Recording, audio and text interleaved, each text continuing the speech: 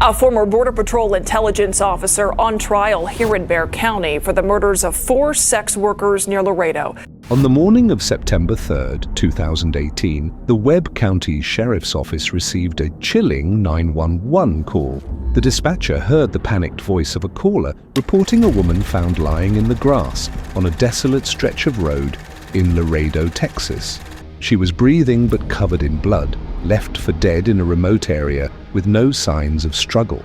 It seemed like another tragic, isolated incident, but detectives quickly realized they were dealing with something far darker than they could have imagined.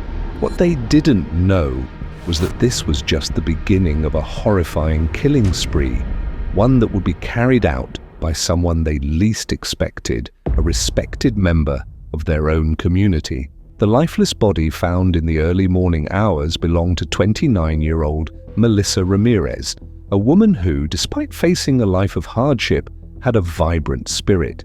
She was known for her love of singing 80s ballads at the top of her lungs, playing tickling games with her children, and staying up late to watch cartoons with them, giggling long into the night.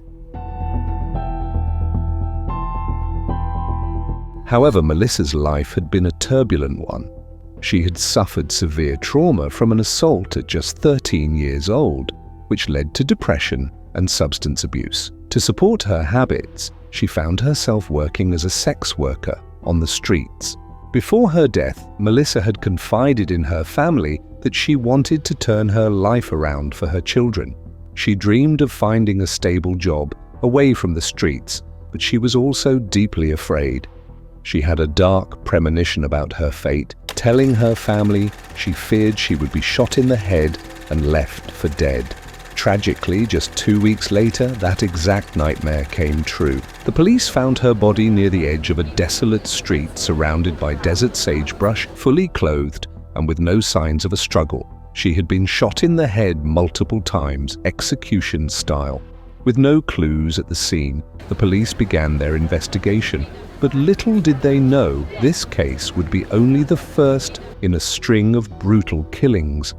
10 days after the discovery of Melissa's body, Webb County 911 received another call. This time, the caller was frantic.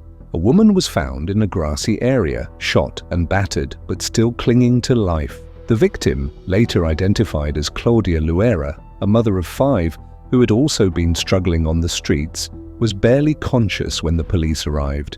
She was a close friend of Melissa's, and the two women had often shared tacos, stories, and dreams of a better future together. But on this night, Claudia had also become a target.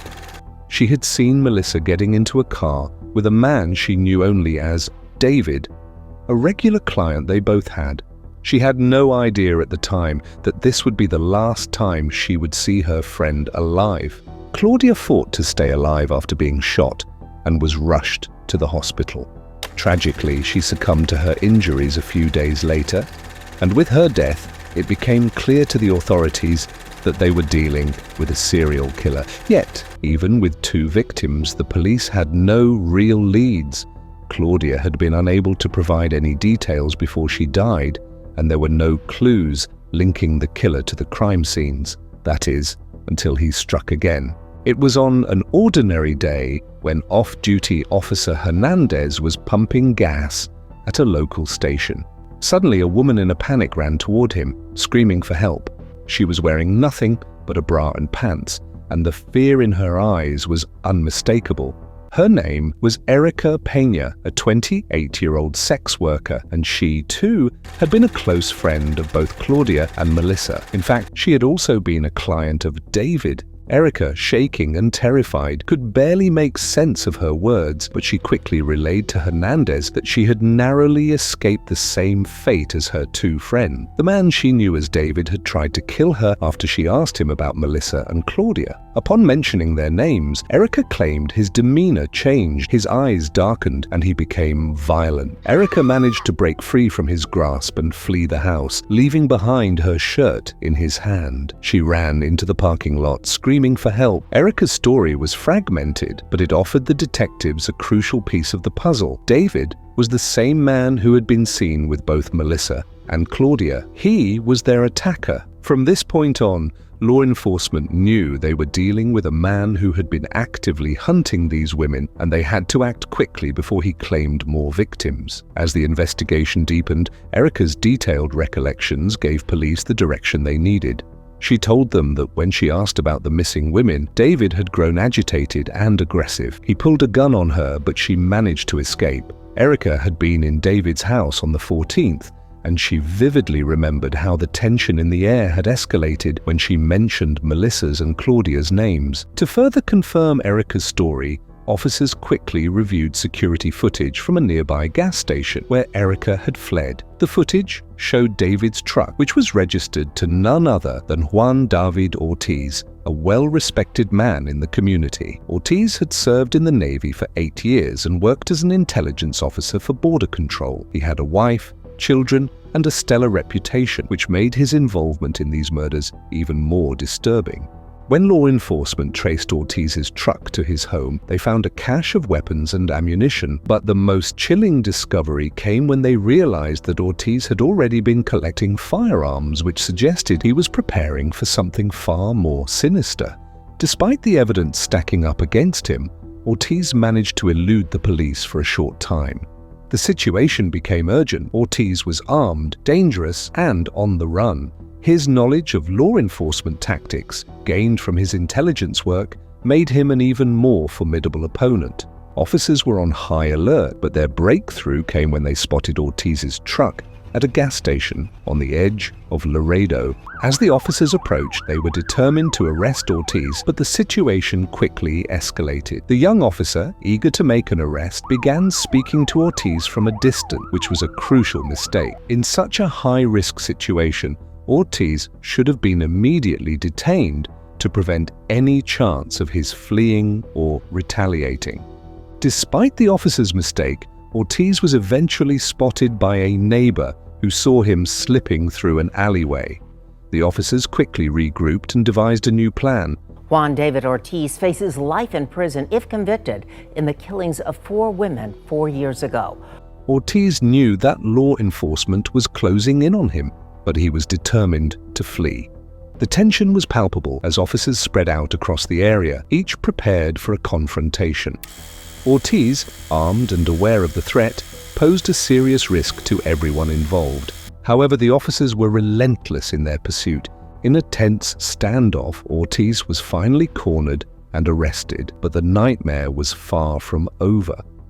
With Ortiz in custody, investigators had a wealth of evidence, but Ortiz still maintained his innocence, denying any involvement in the murders. He tried to use the excuse of blackouts to explain his actions, claiming he couldn't remember the killings, but his cocky demeanor betrayed him.